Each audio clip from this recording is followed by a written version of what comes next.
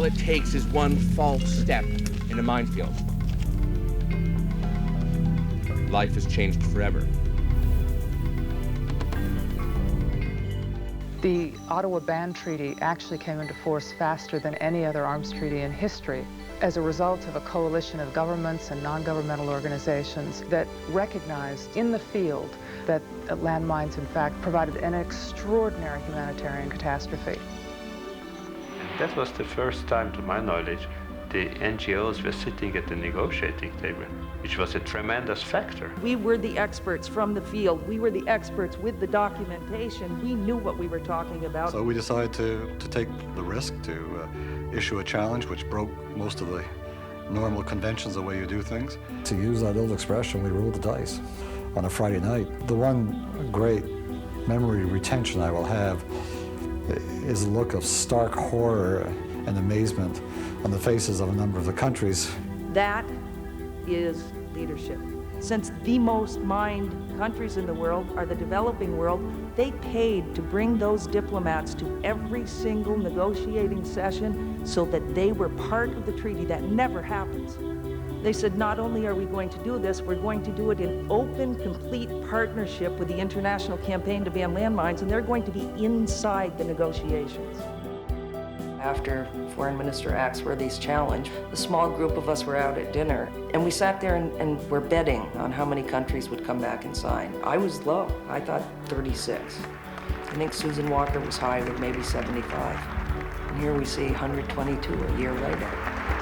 We achieved a total ban treaty in 1 year, 5 from the launch of the campaign.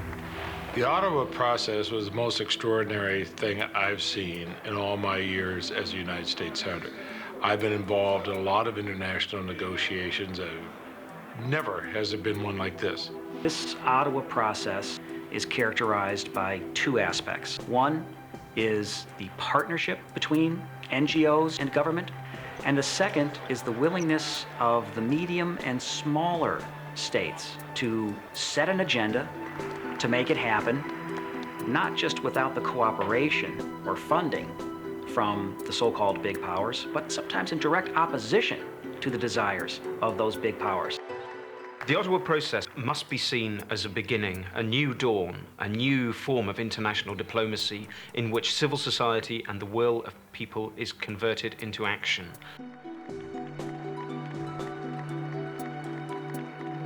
The signing of the treaty is just the beginning. There's a lot of work going on, and the work won't be finished until all the mines have gone.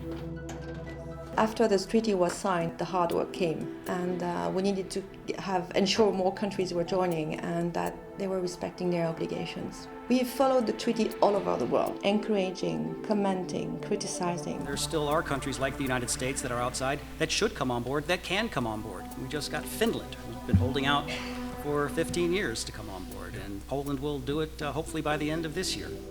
The Mine Ban Convention has achieved extraordinary results. Its influence has spread worldwide. When the campaign started in 1992, more than 20,000 people were being killed or maimed by landmines worldwide every year. Now it's just over 4,000 people, a huge drop. But it's still every day someone somewhere fall victims to these indiscriminate weapons. We will not stop until there is not one more new victim, not one more mine ever laid.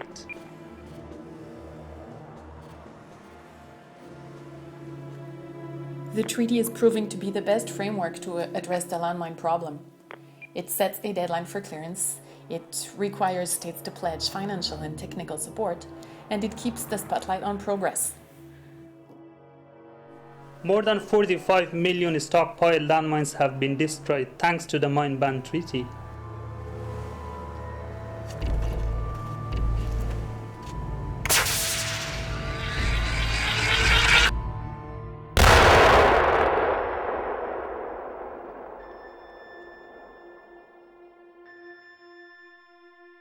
This convention has been one of the real success stories of the international community in recent years.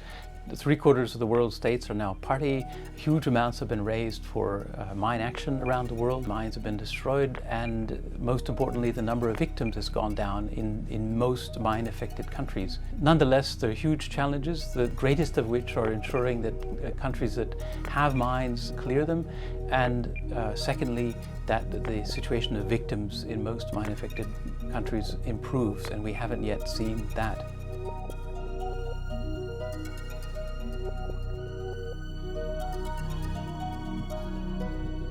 Congratulations to all of us, because we are still here and still working to make the mine ban a reality in the poorest countries. I thank the mine ban community for thinking about small people like me who lost our legs or arms or eyes. We are here in Cartagena, Colombia, and we are all here for same purpose of encouraging our governments to honor their commitments, and more especially to make the lives of survivors much better than what it has been before.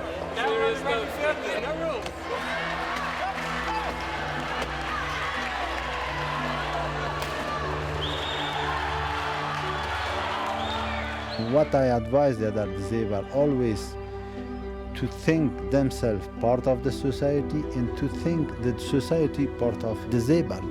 They are human like everybody else.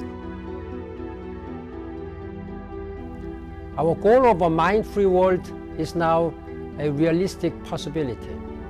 Yet, there is more to do, much more. There is only one solution to get the world rid of landmines. All countries need to come on board of the treaty and implement it, destroy all stockpiles, clear affected land, and assist victims. We are challenging all of you today to stay and finish the job once and for all, in years, not decades.